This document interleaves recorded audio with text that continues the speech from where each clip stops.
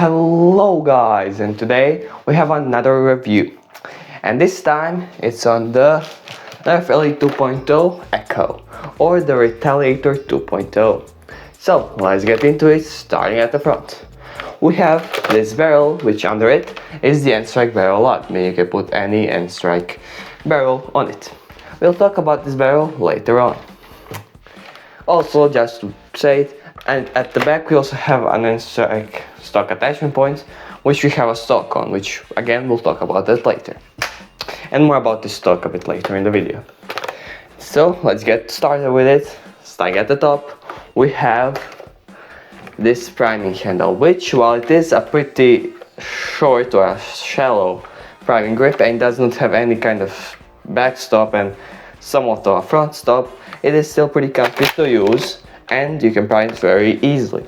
The prime is very smooth, although it does feel a bit weird because it does not have an O-ring, so you're just priming against plastic, which means it needs to be pretty lubed up to be good, but overall the prime feels good even after all this time. And the prime forward is pretty nice. Now you do see this notch. Well, the prime has to be over it for you to be able to fire, which is kind of a problem because when you actually pull the trigger, there is a chance that you might pull off the prime from the catch, meaning that sometimes it will not fire, which is a bit dumb of a design, but it's not a huge problem. Down to the magazine, you need to prime it to release it, and it is a very nice quality magazine. It has good plastic quality, it's a 10-round magazine, and you can pull this extender off for you to just have a plain orange magazine. But the extender is pretty cool, and the magazine does not have any feeding issues. And you pull it in just like that, and mag insertion and pulling it out is very nice.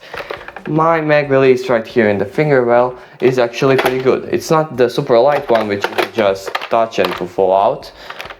You actually need to use it. It's not a good mag release, but it is better than most people had at the time. Down to the trigger is very nice. While it is a leaf spring, it's a very smooth one, and when you actually fire it, it is actually pretty snappy, as you can see. Down to the grip is not the best. It's pretty big for what this blaster is, and it is a bit more blocky and square.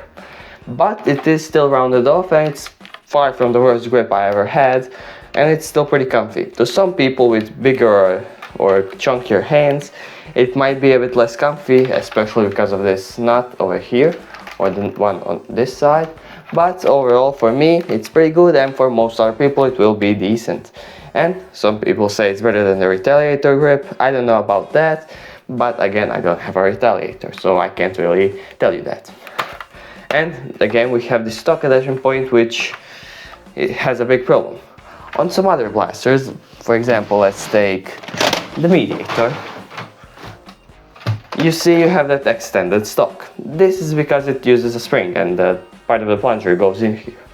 And as you can see, it has two screws on each side that you can screw off and then remove this to open up the blaster or to just quickly change out the spring. But on this blaster, it does not have any screws, nor on either side, meaning this is welded on here or glued, meaning you cannot open this blaster up without, well, having to deal with all of the other clips and glue and welds, but you also have to pull this off and later on glue it on, meaning that any kind of mods you would do to this blaster, you have to absolutely destroy it, which is not good at all.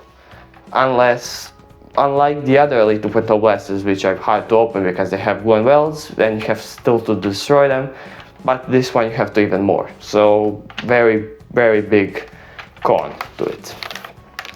But the blaster has a jam door above the prime handle, and it is okay for cleaning out jams, but because of this rod that the pushers have so that the darts don't go too far, it's a bit hard to clear out any jams out here.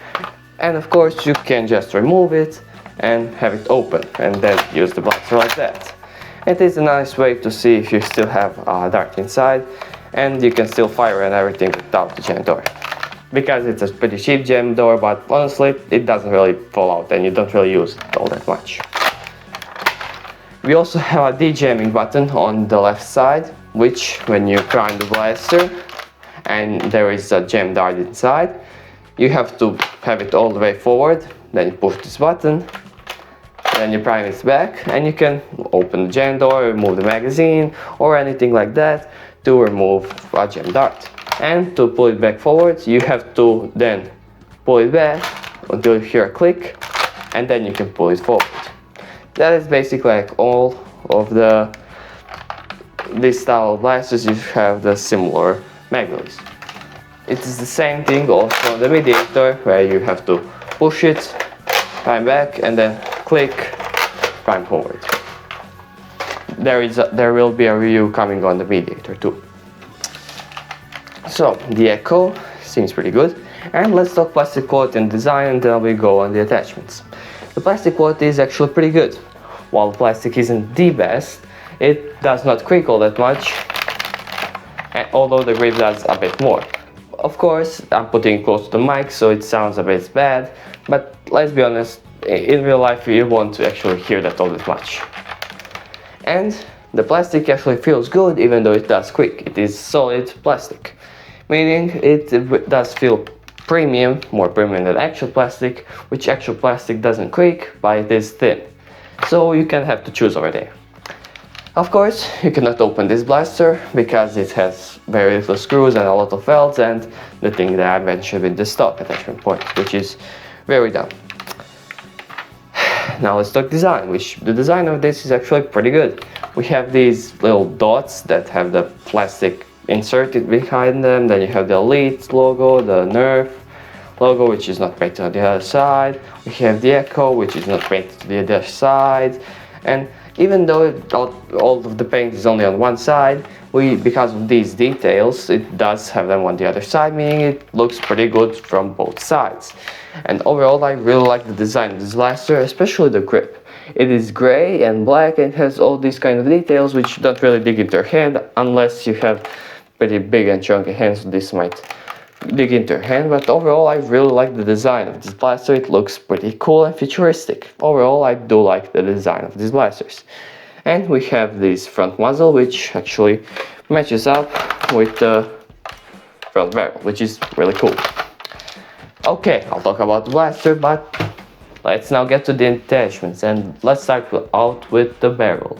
The barrel is pretty long and the diameter is pretty thin, or pretty small. So it will decrease your performance, and what I mean in that is it will probably your dart will probably hit the wall of the barrel and it will probably fly out at an angle, or it will lose some velocity. But it's not super bad, especially because it has 4 rails, one on each side, meaning you can put a lot of attachments on here and 4 chainsaws on each side. The closest one to this we had before was the Demolisher loadout, or the pack, or wherever it was, but it only had 3 rails, which was still cool, but this one has 4, which is really good for this blaster. And overall it looks pretty cool, and down here this looks like some sort of flashlight. But overall I think the barrel, while it isn't the best for performance and it does wobble around a bit, it is still a pretty cool barrel attachment point, and I like that I have it. And also you have a sling attachment point up here. And there is one thing to mention, this blaster that has no sling attachment points. Onto the stock. The stock is short. Again, that is kind of a thing with these retaliators or retaliator style blasters. They generally have short stocks, but this one is actually pretty cool. It looks cool, it is pretty comfy even though it is a bit more thin, and it has a sling attachment point up here. And also, one of the weirdest things, it has a rail attachment on the stock, which is a bit weird, but it's cool to have it there, although I don't really find it comfy to have your cheek on it. And as you can see, the stock is very short, but for some people like my brother, who is around 10 now, in a few days, or in actually 2 days, it's his birthday, and it's his 11th birthday, and he actually can wield this blaster pretty easily, and it is nice for him. Meaning for people that are a bit above 8 years old, this will actually be pretty good. Of course, I'm pretty tall and way over the age limit or the age recommendation, and I can still use this, but it's not comfy. And just to put it all together, we got all the attachments and the magazine. And I gotta say, it looks pretty cool, although I don't really get why it has this long of a barrel but this short of a stock.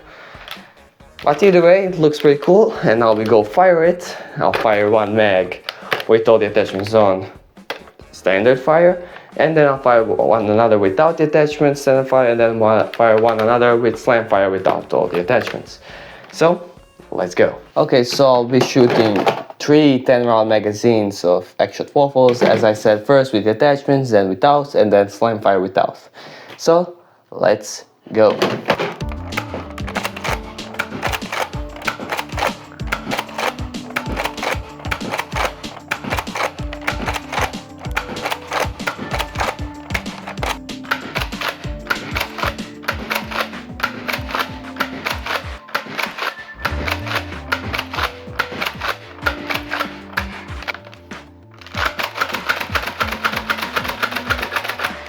So, as you could see, it performs about the same as all the other blasters, maybe a bit weaker, but about the same.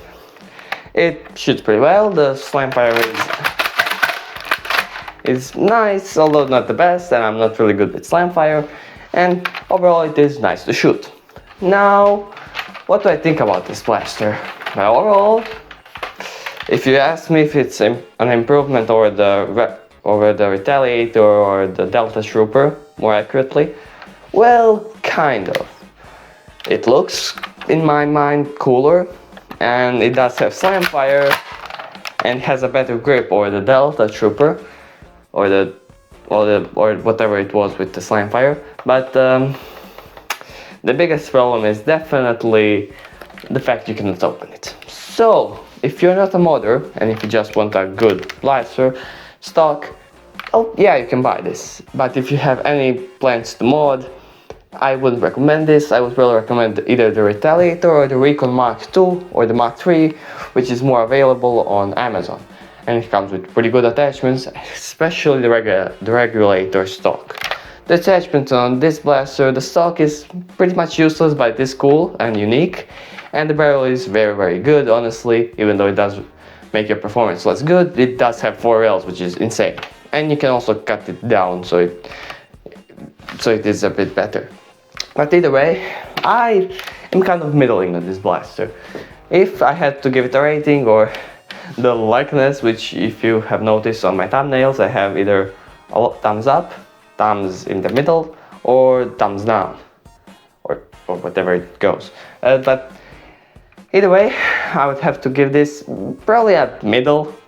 It's not great, like it does have some problems, like the fact you cannot open it and the mag lid being a bit weird. And at the same time, it is better than some of the others. It looks cool, and overall it is not a bad blaster. So it's not bad, it's not great, so it's the middle thumb. So yeah, I hope you like this review. And why in the hell is it that long?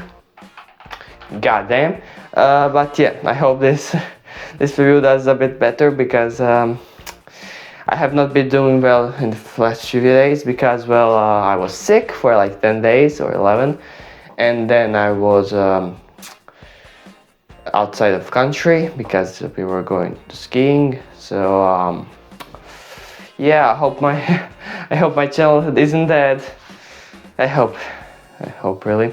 But I also might get the Omnia, or my brother might get the Omnia Pro, and I might get the Striker 2.0, which will be really fun to get some half-length blasters. But yeah, either way, my name is Nixie, and bye bye.